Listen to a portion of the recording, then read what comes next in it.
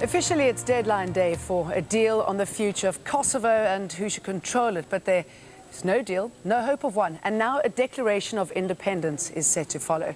Any new nation may not be significant. It would have a population of just 2 million. But it's the wider implications that are causing concern. Could it stir new conflict, more killing in the Balkans? And will official recognition of Kosovo inspire other groups in Europe to break away? Kosovo would become the 7th country to emerge from what was once the Socialist Federal Republic of Yugoslavia. But the breakup of Yugoslavia has come at huge cost. The war over Bosnia and Herzegovina alone saw more than 100,000 people killed amid genocide and war crimes. The bill for rebuilding and clearing landmines is already put at over $50 billion. Despite that, most European countries and the US support Kosovo's independence. Russia and countries like Greece and Slovakia are staunchly against it. Our correspondent Barnaby Phillips has been travelling across all the borders. He joins us live from the Serb enclave of Osijana, what is still in the province of Kosovo. Barnaby, what's the likely response there going to be to this news? What have people been saying? I think people are very nervous here about an imminent declaration of independence for Kosovo. People in this particular enclave feel very isolated. There's only about 500 people here. They all fled during the war in 1999.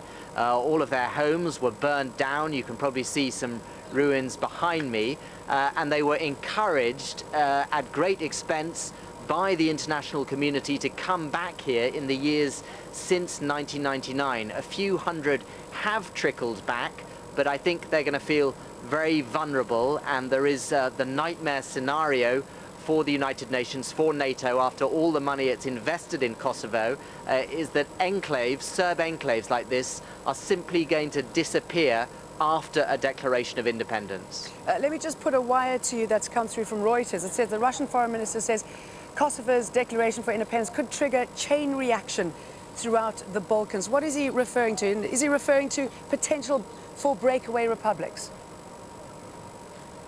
He is. He's also talking about the Caucasus as well. This has always been the Russian position, that a Kosovan unilateral declaration of independence would set a dangerous precedent.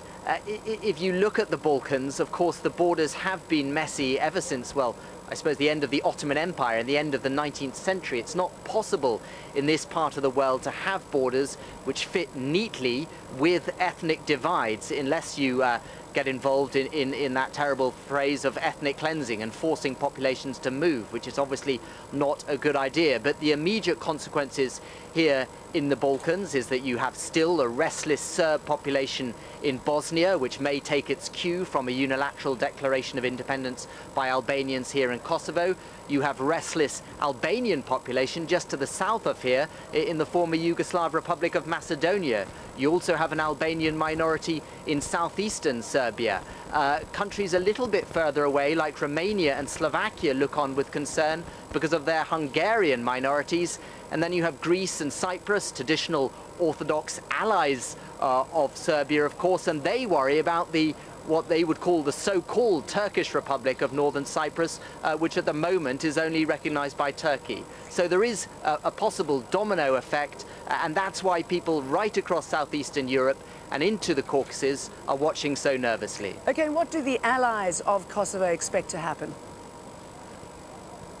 The allies of Kosovo, by which I suppose I mean primarily the United States and the big European powers, Britain, France, Germany, expect that the Kosovo Albanians will to a certain extent do what they are told over the next few weeks and months. They're not going to jump the gun. They're not going to declare independence tomorrow, or almost certainly not this year.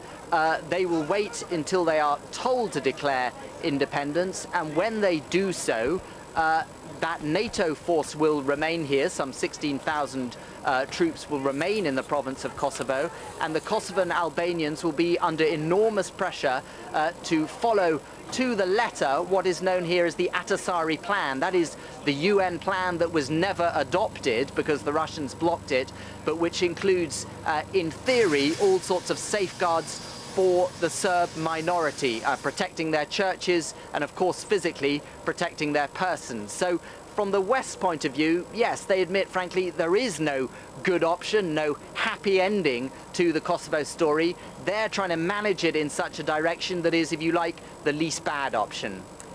Barnaby Phillips reporting. One other significant note from the region in a place that is watching Kosovo developments very closely.